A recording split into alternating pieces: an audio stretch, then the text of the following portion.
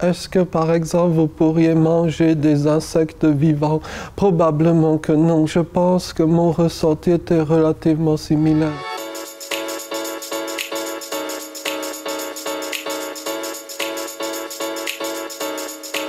Le macaron avec 2 A est une arnaque, qu'on soit bien d'accord. Pourquoi? Parce que, réfléchissez aussi, si vous mangez un macaron de goût citron, par exemple, ou affiché comme tel, eh bien, seul le cœur du macaron a un goût de citron.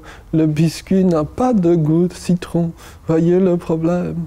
Et quand vous êtes un peu sensible, à la fois sur le plan gustatif, à la fois sensible au mensonge, ça peut être une difficulté majeure. D'où l'idée de créer des macarons autistes, c'est-à-dire des macarons qui tiennent leurs promesses et qui sont véritablement au goût de citron. Durant mes tendres et jeunes années, eh bien, il était à peu près impossible de me faire manger quoi que ce soit. J'étais par exemple gravement anorexique, comme d'autres personnes autistes d'ailleurs.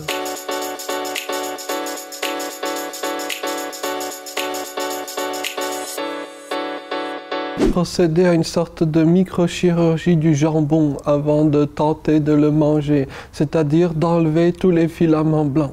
La difficulté étant que quand on n'est pas très habile, comme c'était naturellement mon cas, la procédure peut prendre des heures et à l'arrivée, il n'y a plus de jambon et on n'a toujours pas mangé.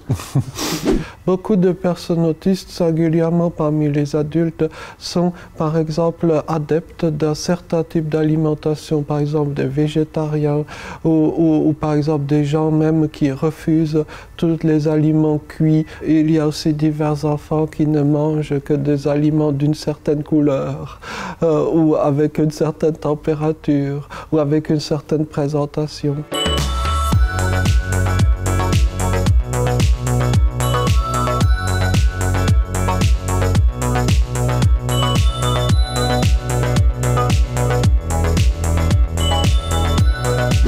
À chaque difficulté, à chaque obstacle, avec un petit coup de génie, on peut trouver une solution.